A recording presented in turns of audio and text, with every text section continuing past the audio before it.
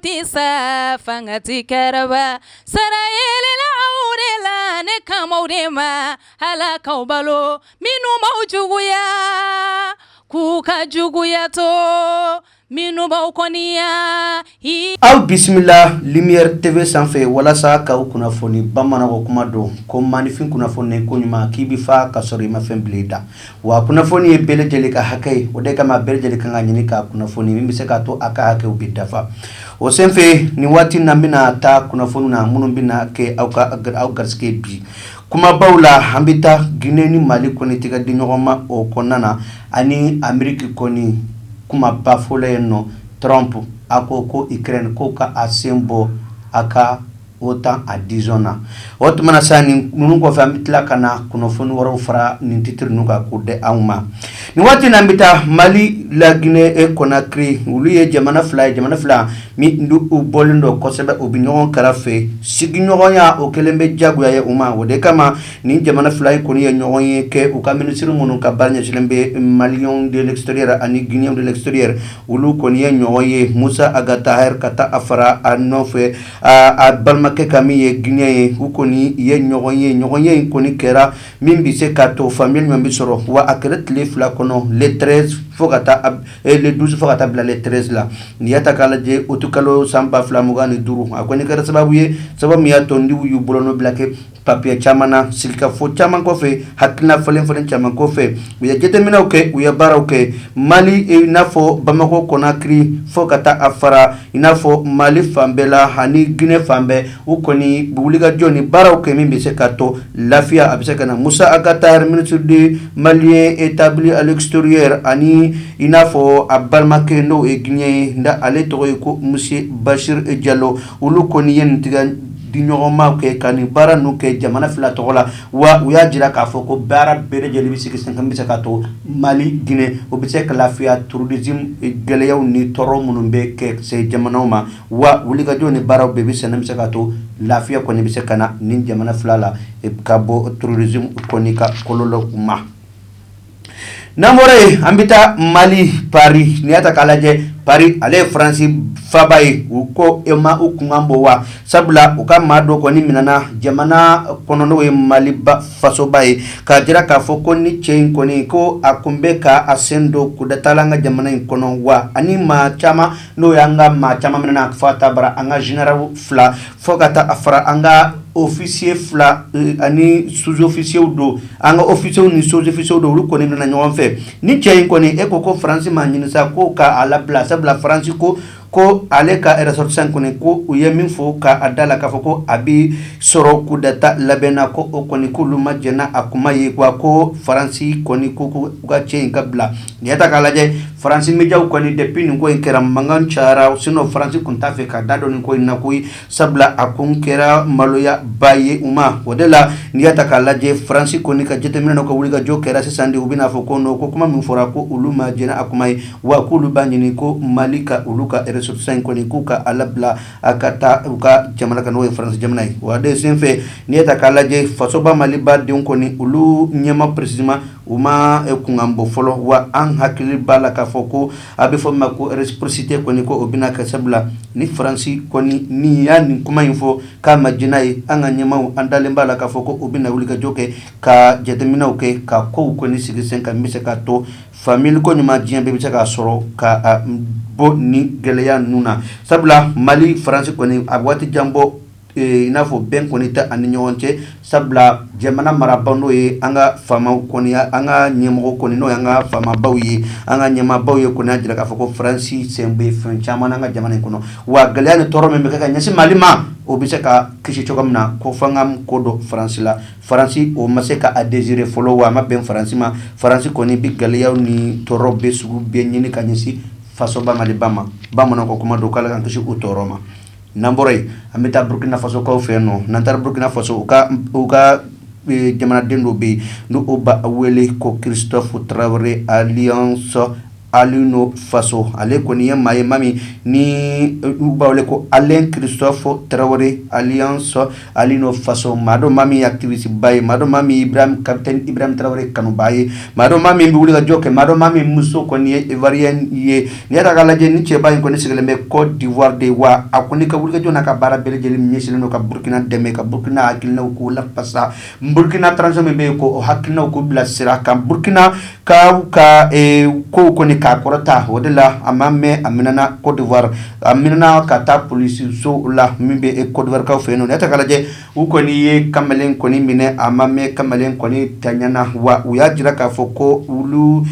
koni bajite mina ka foko kamelen koni kaya ya rafa ivoirien ka procureur koni ko kumana me Burkina nyama ulu ko mejeno kuma ko chenta akola wa ko ulu joni barabe bisa ke bebe ka kemi bisa ka to ni che koni abise ka faga chogo bisa ka lakodon neta kalaje anga faso ba Mali ba krafe jamana ba membe wolo ko Burkina Faso na anna ubebi ayeti konana ukoni uyeni kamelen koni shu koni uya abismillah ga jamana kono wa uya jira ka foko barani wuliga jobe bi kemi bi se ka to asamo ka don kamelen koni tayana chodi sabla kuma mi fora Côte d'Ivoire fe no odeye ko aya yara faga ko uluma seka koni jeno okuma iwa ko lutina jena ko iwa ko koni ananya donga akone bi Burkina Faso ka fe ni watina ashu koni be enno wadela apparent chama bora ka foko ulu koni kumba fe akaseki kana kasara ba sen flaka mais malheureusement ko acerke koni no odeye asu kesu ko de sera ulu fe wa ko kashini siran ni fen chama koni kumbe kenen kamelen koni adona Burkina Faso ka fe wa ni wati na jedemina no baro be sanam tagato asarto na okasenga takodo nambore amina fasoba maliba konana anga aéroport international Umari Bukaita koni unyama ba koni uliga joke ka tira ka foko désormais mawo mabe ko demzeni fitini ko ndebi bolo ka fe kachi jamana koka ubi ayu jamana wareka fonda aya soro parent fula abanofe sinondo ote ko jamana den koni ti jamana aéroport nyamo koni ti jena ible ka foko demson ka voyager ten fonda kera autorisation to mimbi parent fula ko fo ani ina fa na nyona fo o ka soro ni demson no bolowa cetamina ni ba wuli ga jobe be kemi se ka to ni hakilna no ni bara no se ka senga wa o yeni kuna foni koni la se agence tigu pela jene makatla ka lese avion inafo aéroport international barakala bele jelima wa mami tika nobla ben nasa wode aéroport international onyema ba no odiye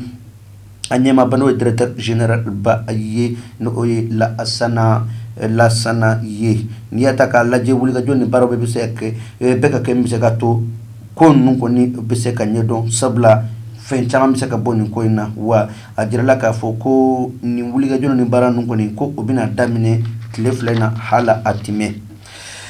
namoy ambita Côte d'Ivoire ka fo no Laurent Gbagbo haliye maye mami ni akoni bikala bibina ko Alassane Dramane Ouattara kana akamanda nanake wode senfe Laurent Gbagbo koni kuna foni sigike min kera le 16 précisément samedi temene tout simplement en croyant le 16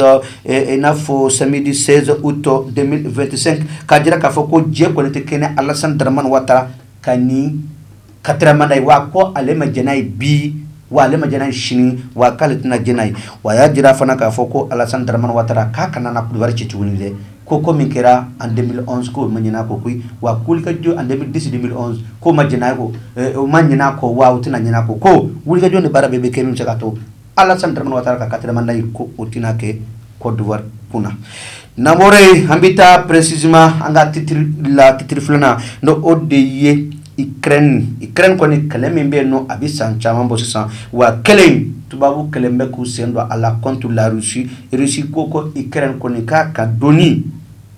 otana ko ka dabla parce que otana abnabla akadala ka tjeno bi ka tjena chini ode se fait Trump koni ani Russie nyama Vladimir Putin kelenga nyoyi ani abefoma ko Vladimir Zelensky ulu fana kelenga nyoy aya jiraka Zelensky nda aleye Vladimir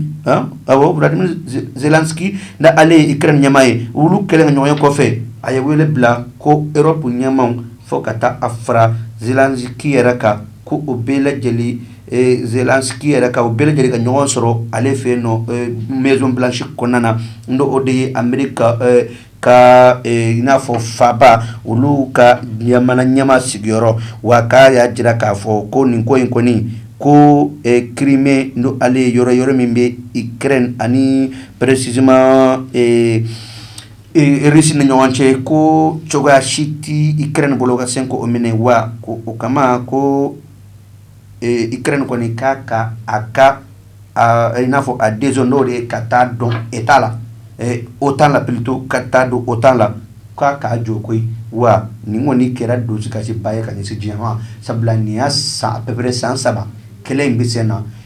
Ukraine ni Russie ni ɲɔgɔn cɛ diɲɛ bɛɛ bɛ ka Ukraine dɛmɛ mais u ma se ka nin kɛlɛ in kɔni kɛɲɛ wa ni Trump nana nin fɔ n'o ma k'a ta ye ko ale ye maa min ye bulagu t'a la dɛ a se ko na dɔn ko kɔni bɛɛ b'o dɔn wa n'a ko min ale b'o o de kɛ e ko nin tɛna kɛ nin kɛlɛ in bannen wa sabula Russie ka laɲini o de ye ko OTAN ko kɔni kuma kana fɔ Ukraine o de Russie ka laɲini ye n'o sabatira ka ban an dalen b'a la k'a fɔ ko kɛlɛ kɔni ko o bɛ dabila lafiya a bɛna diɲɛ kɔnɔ surtout Ukrainiens o ni Russie kɔni o bɛna lafiya kɛlɛ banbali min b'u sen u ni ɲɔgɔn cɛ ko o bɛna dabila nin de ye kunnafoniw ye kunnafoni minnu n'an sera k'u lase aw ma maa min tɛ ka kun bɛ kamera la o de Kadiatou Touré Amadou Sala Touré kuma baara kun bɛ n bolo n bɛ se ka to kunnafoni jɛlen an b'o lase aw ma bamananw k'u ka kuma na ko maanifin kunnafoni ko ɲuman o kɔrɔ a bɛ fa ka sɔrɔ a ma fɛn bila a da hali n'a y'a sɔrɔ fɛn t'a kɔnɔ hakili ka fa kama a kɔnɔbara bɛ fa an ka taa o laban ye boli ye bamananw k'u ka kuma na ko hali n'i tɛ misiw min yɔrɔ la i b'a dɔn k'a fɔ ko jurufile tɛ yen nɔ ni a bɛ se k'a fɔ ko file tɛ yen nɔ ou bien a bɛ se k'a fɔ ko gɔnbile tɛ yen n'o ye ji min fɛn ye hali sisan bamananw ka kuma don u ko maanifin kunnafoni o y'i ka hakɛ ye o tuma na bɛɛ ka hakɛ ɲini o de la groupe lumière ko k'ale bɛ kunnafoni ɲɛnamaw ɲini k'a lase aw ma min bɛ se ka t'aw bɛ lafiya kunnafoni ninnu sɔrɔ cogo ɲuman kama n'Ala sɔnn'a ma an ka wulikajɔ n'an ka baara bɛ kɛ o ye kunnafoni kɔni k'a tɛntɛn k'a ɲini k'a sɛnsɛn ka sɔrɔ ka nɔgɔ bɛɛ lajɛlen bɔ a la k'a lase aw ma a y'a k'an mɛn n'Ala sɔnn'a ma sini nin waati kelen nin chaîne kelen in sanfɛ an bɛ ɲɔgɔn sɔrɔ an bɛ se ka taa an bɛ ɲɔgɔn kunnafoni wasalaam. Salam alaikum, c'est moi princesse Seyda Maba, toujours la fierté de l'AES. Bamako cɛ ani muso denmisɛn groupe Lumière TV aw de y'a da ye a ɲɛmɔgɔba o ye tonton Amadou Sala Touré. Malidenu yo an ka bɛn kelen ma an k'an bolo di ɲɔgɔn ma k'an faso Mali bɔ nɔgɔ la. Kɔrɔya ye hakili ye kɔrɔya man ka kɛ jawili ye kɔrɔya mana kɛ jawili ye denmisɛnnin hakili man de b'o laji. An jigi b'an fa minnu kan ni olu kɛra faso cibaga ye tun o b'anw siran anw denmisɛnw jigi bi tiɲɛ komi ti kɛ komi ti fɔ komi ti ye tiɲɛ kɔnɔ anw bi ko bɛɛ danni ye bi anw ka Maliba in kɔnɔ. Europe Malien Lumière TV maaw kun kan bɔra tuguni ala n'i ko information yɛrɛ i ko Lumière TV n'i ko farikolo ɲɛnajɛ o kunnafoni i ko Lumière TV n'i ko ko dumanw jamana kunkan ko ba fɛn bɛ kɛ dugu in kɔnɔ n'i bɛ fɛ ko. balimakɛw n balimamuso électrominɛn de jɔrɔ bi aw la o banna pewu walima sokɔnɔminɛnw misirikɔnɔminɛnw studio minɛnw salle de conférence minɛnw fo ka taa se bafuluminɛnw ma mɔgɔ kelen pe sɔrɔ yɔrɔ kelen pe. Hatɛ Fune Dumasi Che Mamutu Traoré yele électronique a filɛ nin bɔra Membo sirafara la k'i bi yɛlɛ ka taa centre meublé fan fɛ yanni ka fara juste i bi i côté gauche lajɛ yele électronique Che Mamutu Traoré i b'a sɔrɔ yen nɔ i mɔgɔ mana se minɛn o minɛn ma a minɛn bɛɛ lajɛlen bɛ yen i n'a fɔ baffle guitare lampadaire chaise micro piano b'o la batterie ampli microphone fo ka taa se lumière ma. maa o maa bɛ yen k'i b'a fɛ ka galon bɔnda o tuma na sa boli biribiri i ka taa se yele électronique Che Mamutu Traoré ka yɔrɔ la. n'i ye ɲɔgɔmɛ bila cɛncɛnkulu sanfɛ tɛgɛ t'a yira tuguni dɛ. o ye cɛ Fune Dumasi o tuma na sa an bɛɛ lajɛlen ka wuli ka jɔ kɛ an ka Mamutu Traoré ka yɔrɔ sɛgɛrɛ yele électronique. hatɛ.